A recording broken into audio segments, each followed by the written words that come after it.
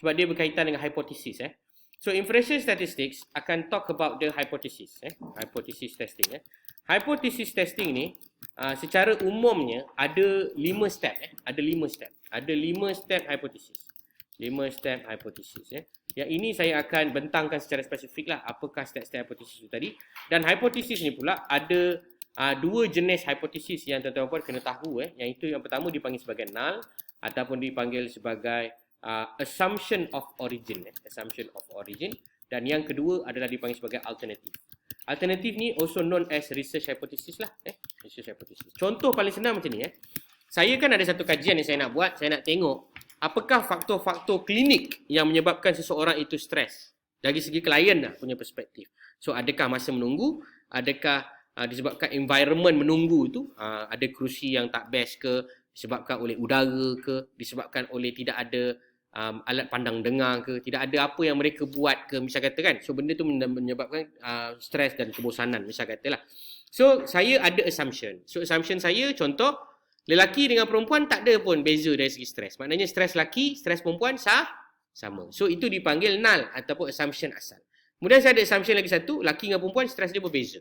Contohlah. Ataupun saya nak bandingkan nanti sekejap lagi, stres antara kumpulan yang berada di klinik di Johor dengan kumpulan yang berada di klinik selain daripada Johor. Contohlah, di Selangor dan bukan Selangor. Macam itulah saya nak buat assumption. Itu dipanggil hypothesis. So anda kena jelaslah. Yang pertama, hypothesis ada 5 step. Yang kedua adalah hypothesis itself terbagi kepada 2, iaitu hypothesis null dan hypothesis alternatif. Kemudian kita kena faham juga mengenai definitions. Definition hypothesis. Hypothesis ni, kalau kita nak tahu, hypothesis bukan hypopotamus. Hypopotamus itu badak air. Hypothesis punya definition secara umumnya, ini saya cerita umumnya, adalah kesimpulan awal. Kesimpulan awal. Kesimpulan awal mengenai sesuatu assumption.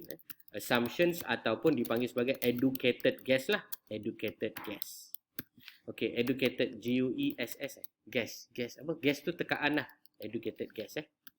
Guess. Guess. G-U-E-S-T tetamu kan? G-U-S-S lah kan? Guess. Okay. Kemudian definisi hipotesis secara umum dia samalah juga macam anda belajar di zaman sekolah dululah. Kalau anda ingat lagi, dia adalah kesimpulan awal. Apa you punya definition? Definisi saya adalah contoh paku tidak berkarat. Paku adalah berkarat. Macam itulah. Itu contoh hipotesis. Kesimpulan awal yang awak akan buat ataupun assumption ataupun educated guess. Selepas kita dah selesai memahamkan dan cuba memahami hipotesis ni, mari kita teliti apakah step-step dalam hipotesis. Boleh ya? Pertama, menyatakan ataupun state your null and alternative hypothesis. Okay, ini step yang pertama. Paling basic. Anda memang kena menyatakan apakah hipotesis null kamu, apakah hipotesis alternatif kamu. Contoh paling senang saya bagi, ni saya tulis terus kat bawah. Saya bagi contoh. Contohnya adalah saya nak lihat stres antara dua jantina ataupun demografik jantina. So saya akan ada null. Null saya adalah assumptions of origin. Baik dengar baik-baik. Null ni kalau kita kata apakah definisi hipotesis null? Definisi hipotesis null adalah andaian, anggapan, sangkaan yang asal. Sangkaan yang asal. So oleh demikian kalau null untuk melihat orang punya stres di antara dua jenis jantina, maka saya boleh simpulkan begini ya. Null saya adalah lelaki. Saya tulis macam inilah stres lelaki sama dengan stres pandai wanita ataupun perempuan. Kenapa saya kata sama dengan? Sebab maknanya kalau lelaki stres 20, perempuan pun stresnya 20 juga. Macam itulah. Maknanya tidak ada beza. Sama sahaja. Contoh lain, kereta BMW dengan BMX, mana lagi laju? BMW ya, betul. Sebab BMX adalah basikal, betul Jadi apakah dia punya null? Kelajuan BMX dan BMW adalah sama. Itu null. Null adalah assumption of origin. Contoh kalau saya nak buat contoh yang lebih pelik nanti kan orang kecam saya. Temperature syurga dan neraka sama. Oh, ni dah mencabar kedaulatan. Tak adalah itu contoh. Baik, apa-apa pun bila kamu ingat yang dikatakan dengan assumptions of origin ataupun null, dia mesti begitu. Samalah juga anda buat PhD pun, inilah dia punya basic. Contoh lain, saya nak buat perbandingan antara 3 kumpulan ataupun 3, katakanlah saya nak tengok stres antara bangsa. Bila kata antara bangsa, bangsa ada 3 kumpulan kan? Betul tak? Kita ada contoh lah paling basic di Malaysia, kita ada Malay, Chinese dengan Indian. So apa saya punya null? Cuba teka. Ni saja nak duga minda. So kita akan kata stres Melayu sama dengan stres Cina sama dengan stres India. Jadi ini adalah contoh bagaimana awak nak kena faham secara ayat statistik dia bahawa mereka punya mean ataupun purata data adalah sama. Nanti baru kita belajar kejap lagi lah nama-nama hipotesis. Kejap lagi baru saya cerita nama-nama hipotesis. Okey, saya akan buat jadual, nanti anda akan nampak lah apa yang saya nak cerita. Baik, saya cerita yang paling asas tadi yang dipanggil sebagai kita nak tengok contoh stres antara 2 jantina, maka saya perlu ada hipotesis null dan hipotesis alternatif. Sebab apa? Sebab itu syarat bagi step nombor 1. State your null and alternator. Salah alternatif betul alternatif. Baik, apa alternatif dia? Saya akan kata alternatif saya adalah apa alternatif saya? Stres lelaki bukan, tidak sama. Tidak sama ni adalah yang gambar simbol sama dengan pangkah. Faham tak? Yang ni, tidak sama dengan. Tidak sama dengan. Tidak sama dengan. Kalau awak kata lebih besar atau kurang, saya bincang dulu juga yang besar.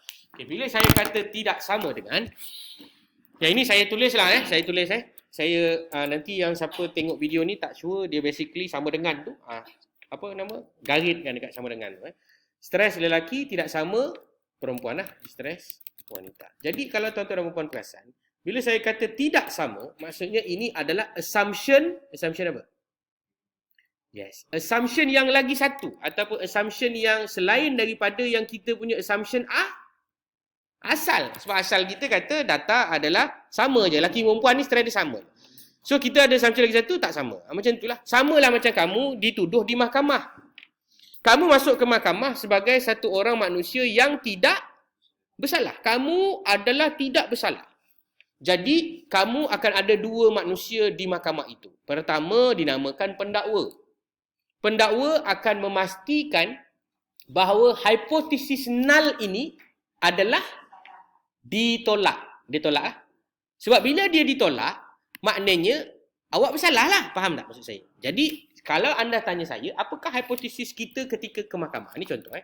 Paling senang saya cerita mahkamah ni sebab dia akan reflect kepada you punya life. So, secara null dia, kita akan kata tidak bersalah. Tidak bersalah. So, secara alternatif dia adalah, dia tak akan cakap bersalah. Dia akan kata apa? Tidak bersalah. Faham tak?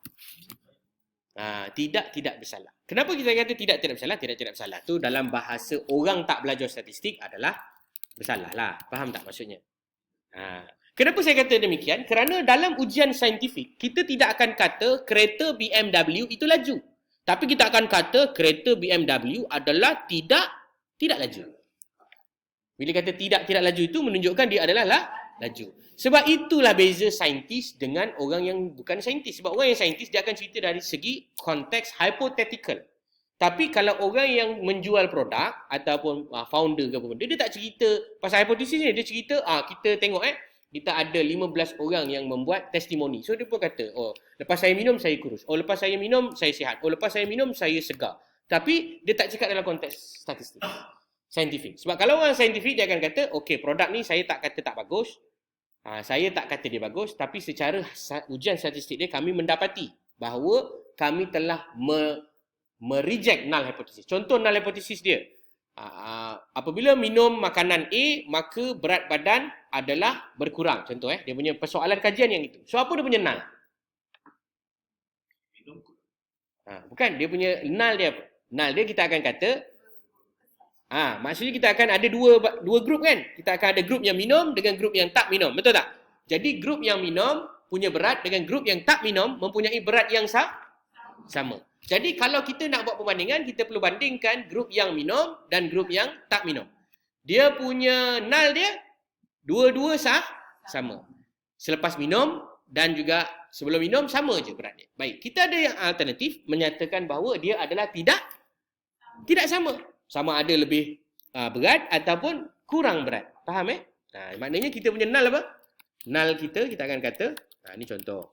Mungkin dah mula complicated sikit, tak apa. Sekejap lagi saya akan ulang balik. Contoh saya akan kata, eksperimen punya berat sama dengan kontrol punya berat. Ini adalah null. Betul tak? Kumpulan yang eksperimen, maknanya dia pakai suplemen tu, dan kumpulan yang tak pakai suplemen tu. Berat dia sama. Kemudian kita ada alternatif. Alternatif kita apa? Yes, eksperimen tidak sama. Tidak sama berat dia dengan kontrol. Macam itulah. So, ini yang dipanggil sebagai hipotesis. So, bila kamu membuat sesuatu keputusan hipotesis, maka kamu perlu pilih. Kamu nak menolak null ataupun kamu tak boleh tolak null. Saya ulang, adakah kamu nak menolak null ataupun kamu tak boleh tolak? Itu istilah dipanggil sebagai reject null hypothesis or fail to reject. Faham ya? Anda mungkin belajar dengan cikgu lain di universiti dan lain-lain sebagai reject null hypothesis, accept null alternative. Salah Kalau tanya saya tak akan guna perkataan itu. Saya hanya akan kata reject null or fail to reject null. Faham? Maknanya kalau awak reject null, apa yang ada sekarang? Telah hilang null itu, jadi buatlah apa-apa keputusan berdasarkan apa yang tinggal. Yang tinggal ni sekarang adalah alternatif. Macam itulah. Kalau kamu gagal menolak, nak menolak gagal. Nak menolak tak cukup evidence. Nak menolak tak cukup evidence. Jadi ikut yang apa tertinggal. Yang tertinggal ikut step lah. Stepnya adalah null yang tertinggal. So kita akan kata stres lelaki sama dengan perempuan. Faham ya? Contoh macam tadi kan saya buat eksperimen tentang makanan suplemen ni tadi. Ini contoh makanan suplemen dan berat. Misal kata saya ada dua grup. Satu grup eksperimen dan juga satu grup kontrol. Maknanya satu grup yang menggunakan produk, satu grup yang tak menggunakan produk. So saya timbang berat mereka. Berat yang pertama, berat sebelum sebelum minum dan juga selepas minum, dan juga bagi dua kumpulan lah, kumpulan A dan juga kumpulan B. Jadi saya punya null adalah kumpulan A dan kumpulan B sama je beratnya. Betul tak? Dan saya punya hipotesis alternatif bahawa kumpulan yang minum dengan kumpulan yang kontrol adalah tidak sama. Bila saya kata tidak sama, mungkin dia lebih berat daripada, mungkin dia kurang daripada. Faham ya? Jadi kalau saya kata reject null, maknanya null ni adalah hilang. Bila kata hilang, bagus tak? Kalau anda penjual produk, baguslah anda kata, tengok, saya dah reject null saya. Ini membuktikan bahawa eksperimen dengan kontrol berbeza. Betul? Timbullah satu soalan, apa maksud yang tadi ada kawan kita kata, tidak sama dengan, lebih besar daripada, kurang daripada. Yang itu dipanggil sebagai direction. Okay, tuan-tuan kena ingat. Dalam hipotesis, dia ada direction. Ataupun non-direction. Kalau tuan-tuan perasan, perkataan pertama saya pakai, stres lelaki sama dengan stres perempuan. Saya tak cakap pun siapa lebih stres. Betul tak? Saya cuma cakap lelaki dan perempuan berbeza. Macam mana saya tak cakap? Suka hati saya lah tak nak cakap. Nampak tak? Maksudnya apa? Arah itu siapa tentukan?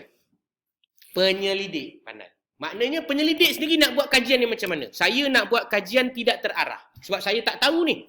Stres lelaki ke stres perempuan saya tak tahu. Sebab ini kajian observation. Daripada kajian ni baru saya tahu. Mungkin lelaki lebih tinggi, mungkin perempuan lebih tinggi, mungkin lelaki lebih rendah, mungkin perempuan lebih rendah. Jadi sebab itu saya pilih non-direction. Bila saya kata non-direction, kalau anda buat dalam SPSS sekejap lagi, anda akan perasan satu perkataan istilah dia adalah tail. Apa dia? Tail, tahu tail? Tail tu adalah ekor. Bila anda baca statistik ni, dia cakap 2 ekor. 2 ekor bermaksud dia adalah kiri dan kanan. Dia adalah non-directional. Faham tak? Maknanya dia tidak terarah. Saya hanya kata lelaki dan perempuan mempunyai berat yang berbeza. Ada saya cakap siapa lebih besar daripada siapa? Itu adalah contoh non-directional. Faham tak? Faham ke tak faham? Faham Contoh macam yang ni. Eksperimen berat dan juga kontrol. Pertama, saya buat eksperimen. Of course, saya nak buktikan saya punya eksperimen ni bagus. Jadi, saya kena letak arah ke saya tak kena letak arah?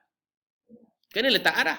Itu sebab saya kata arah ke tak ada arah adalah pada penyelidik. Jadi bila penyelidik sendiri nak pilih satu arah, maka dia akan pilih berapa ekor? 2 ekor ke 1 ekor? Pandai. Sebab apa? Dia hanya nak tengok kepada lebih besar ataupun lebih kurang yang ikut suka dia punya research. Faham tak? Nah, itulah yang dimaksudkan dengan hipotesis direction ataupun non-direction. Secara kesimpulannya, awak semua kebanyakannya akan pakai non-direction lah. Melainkan awak buat eksperimen. Melainkan anda memang betul-betul bereksperimen, yes, you boleh ceritalah pasal you nak tengok lebih besar daripada ataupun kurang daripada. Kalau setakat you baru nak belajar tentang buah hipotesis ni, pada pandangan saya, you ambil je lah. Ada beza ke? Tak ada beza. Faham ya? Ini semua adalah ayat penulisan bahasa statistik. So, mari kita pergi belajar pula bahasa Melayu yang sebenar. Boleh? So, null dia adalah apa? Kita akan kata, there is no significant difference of stress level among apa? Among male, female pun boleh. Ataupun kita kata among gender. Faham tak? Ini adalah contoh ayat yang dipahami oleh manusia layman. Yang tak datang kelas saya hari ni. Faham ya?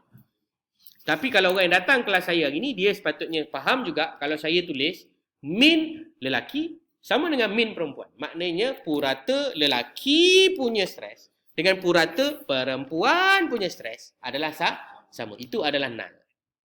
Okey, jelas ya? Alright. So, apakah alternatif? Ayat alternatif adalah seperti berikut. There is significant different of the stress level. There is significant. Saya malas, saya copy dan saya paste. Itulah cara nak buat hipotesis. Ini baru step yang nombor 1. Boleh saya teruskan? Sikit je lagi. Step yang nombor 2. Lepas tu kita rehat sekejap. Step nombor 2 adalah alpha. Alpha ni adalah kita punya nilai critical value. Critical value yang untuk kita buat rejection. Reject belah mana. Ini maksudnya kita nak reject yang mana. Sama ada kita kata gagal menolak ataupun kita nak menolak. Saya ada cakap tadi kan? Sama ada reject ataupun fail to reject. Ini yang nombor 2. Secara jumhur ulama kita setkan kepada 0.05. Maknanya begini Dalam buat apa-apa analisis statistik probability ni, ulama bagi tahu paling cikai lah anda kena setkan alpha ni adalah pada 95% confident interval. Maknanya mesti ada 5% error. Anda nak buat 0.1 boleh tak? Jawapan dia boleh, tetapi mengikut ulama bernama Fisher yang develop this probability statistic bercadang, kalau sampai 10% error ni kira unacceptable lah. So paling common lah kata orang ni, paling celah gigi pun anda letaklah 0.5. Tapi kalau anda ada resource, anda ada duit yang banyak, anda boleh gunakan 0.01 sebab dia mempengaruhi berapa banyak sampel nak diambil. Faham ya? Kalau macam 0.05 mungkin anda ambil 100 orang, 200 orang dah boleh. Tapi nak dapat ketepatan 0.01 maka anda perlukan contoh 1000 orang untuk disampel. Faham tak? Faham ke tak faham? Tak faham? Tak faham tak apa. Yang itu nanti dia ada kaitan dengan sample size lah. Tak apa. Cuma nak bagi tahu critical value ni awak yang set. So kalau tak nak pening-pening, okey, awak set je lah 0.05. Buat masa ni awak faham macam tu je. Sebab 0.05 ni awak yang set. Kenapa awak yang set? Sebab ini adalah yang kita nak banding nanti dengan kita punya analisa. Kita nak guna step nombor 2 ni untuk buat pembandingan. Baik. Kita ada nombor 3, step yang ketiga. Step ketiga dipanggil sebagai run or calculate. Maknanya apa?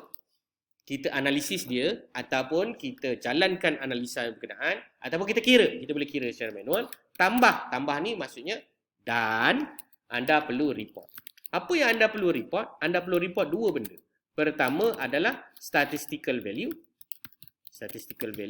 Dan yang kedua adalah p-value. Ini yang saya kata nanti. Anda akan ambil 2 benda ni. Statistical value dan juga p-value. Sekejap lagi kita akan terus buat contoh lah. Lepas rehat lah. Okey, step yang keempat, anda akan buat decision. Apa maksud decision? Keputusan. Keputusan anda ada 2 je. Keputusan anda apa dia? Reject ataupun fail to reject. Macam mana nak tahu reject ataupun fail to reject? Tuan-tuan puan ada formula. Jika anda dapati bahawa nilai P adalah kurang daripada alpha, iaitu 0.05, maka anda akan reject null. Okey, contoh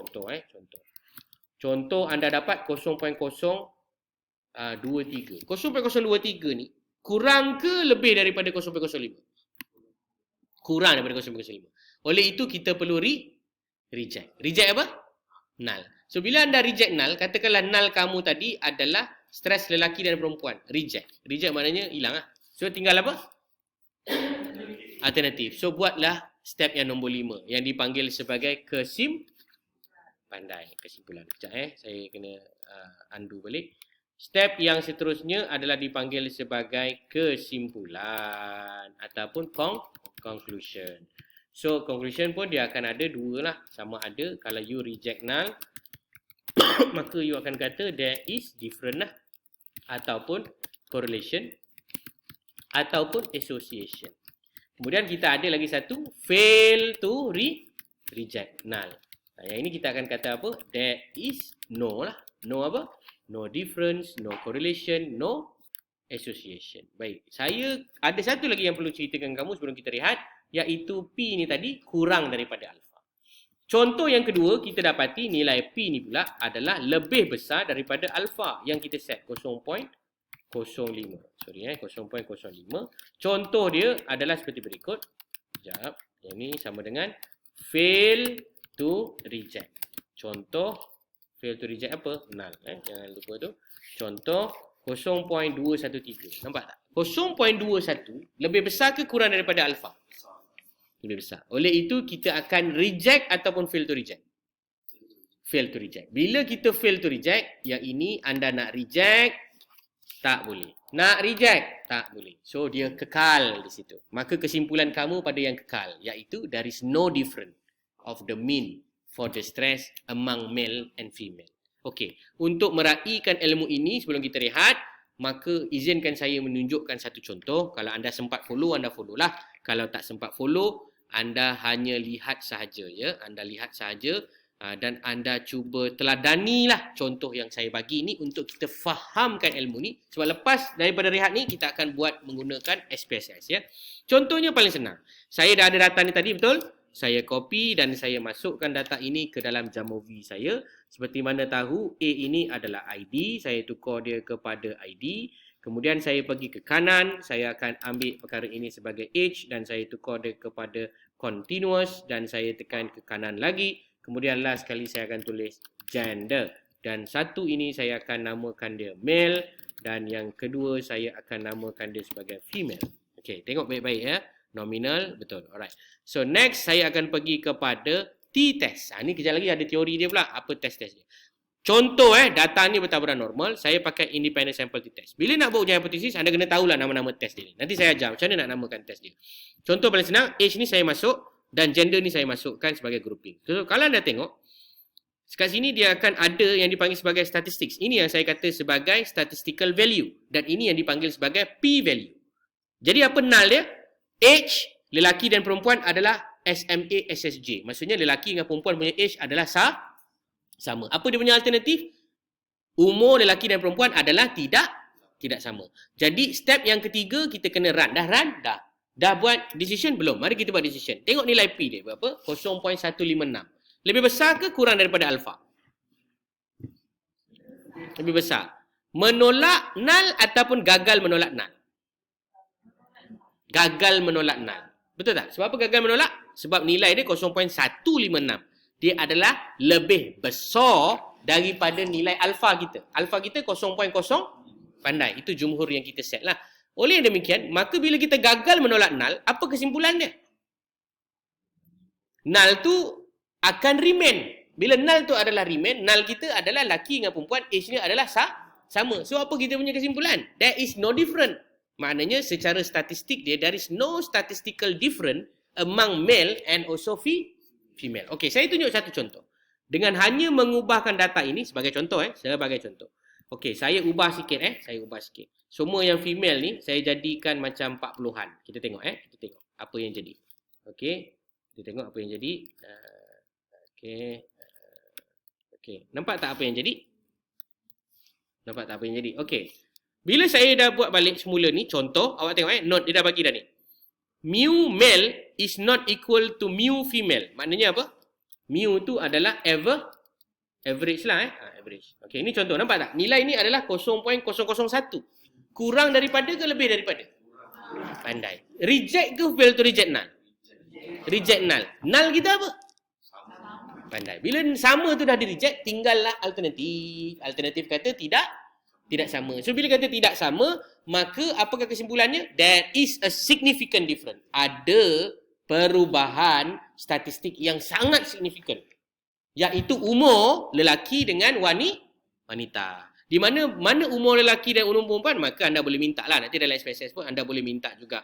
Anda nak nak buat analisis yang apa ya. Maksud saya apa tu tadi, contoh saya masukkan age dalam dependent, saya masukkan gender dalam grouping, kemudian saya boleh pergi dekat bawah ni, kalau anda boleh nampak, dia ada deskriptif kan, saya boleh tekan deskriptif ni. So dia akan bagi male berapa, female berapa, nampak tak?